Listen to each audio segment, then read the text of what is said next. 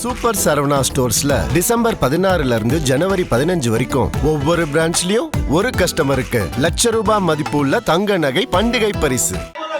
If this bill is called Shanti bill, then poison can be called prasadam. That's what the equivalent is. Sir, in this bill, I have a better name for this bill, sir. This bill is actually limited private liability, unlimited public suffering bill, sir. You can call it loose bill. Sir, it doesn't matter how we expand our nuclear energy matters, sir. 10 minutes. But how much we expand it? Sir, energy policy is not merely a question of megawatts or gigawatts, as you know, sir. It is a question of strategic autonomy, safety, accountability, and democratic control. Sir, nuclear energy, unlike any other sector, sits at the intersection of democratic civilian development and national security, sir.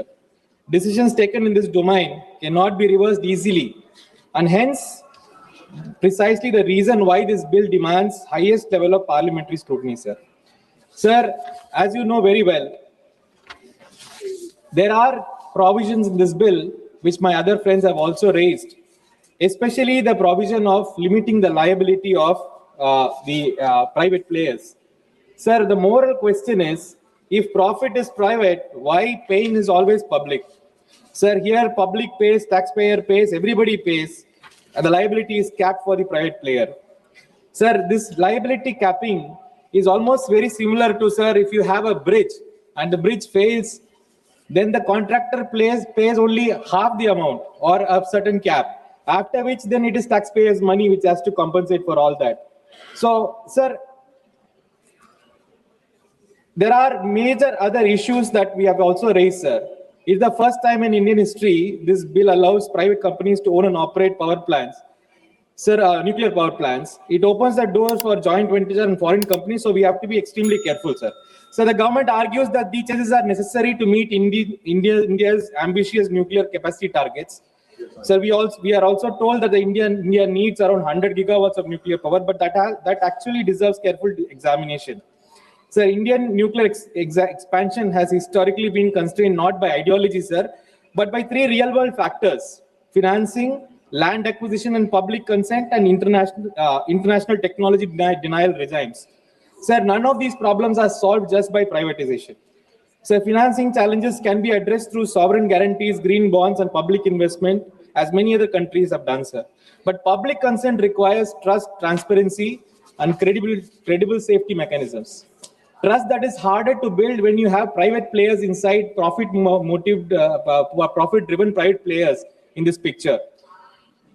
Sir, what this bill does instead is to treat nuclear energy just like any other infrastructure sector, comparable to highways or telecom. Sir, this is a category error. Nuclear energy is not just another market. It involves radioactive materials, long-lived waste, and risk that no insurance market can actually truly price, sir. So energy security cannot be reduced to market efficiency alone. And I talked about the nuclear liability, and capping it to 300 STR is not at all accepted, sir. Around 3,900 crores.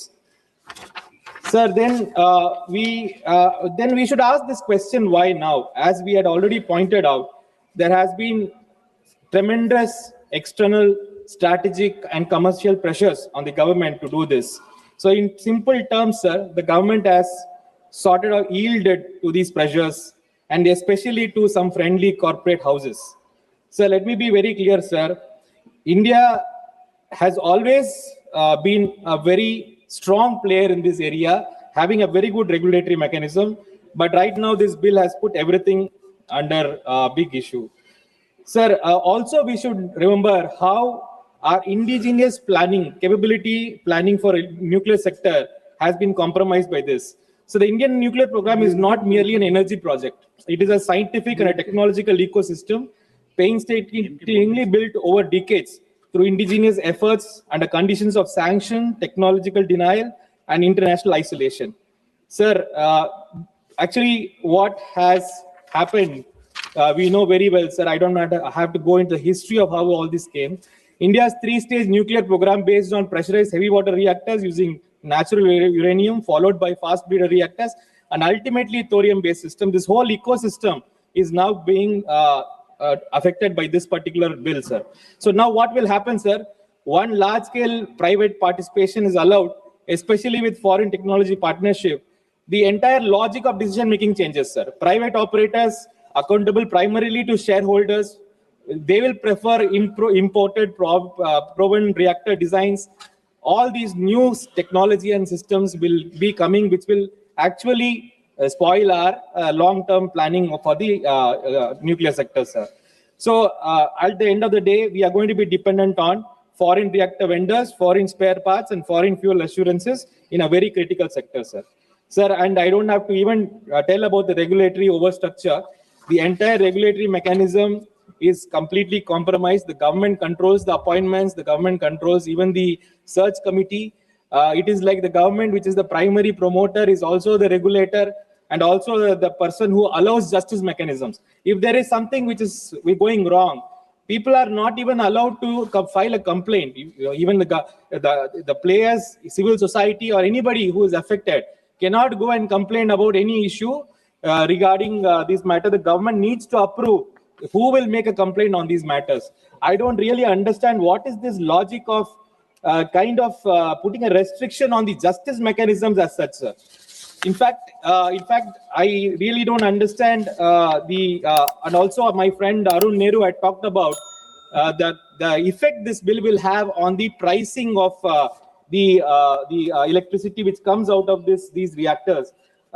So, in fact, I have also seen the government has made a provision in this bill to actually regulate that price of this thing. So, the Honorable Minister will also have to explain why this provision was brought inside this bill of regulating the pricing, where the normal regulators are kept aside and it is a bill.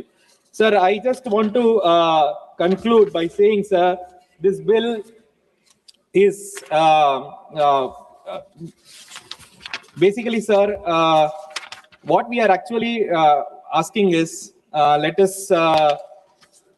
we are not against energy security, sir. We are not against all this. But the point is, this bill requires scrutiny. This bill requires clause by clause reading. So we request the Honorable Government to rewrite the bill with full liability, with proper independent regulation, with open courts and honest disclosure.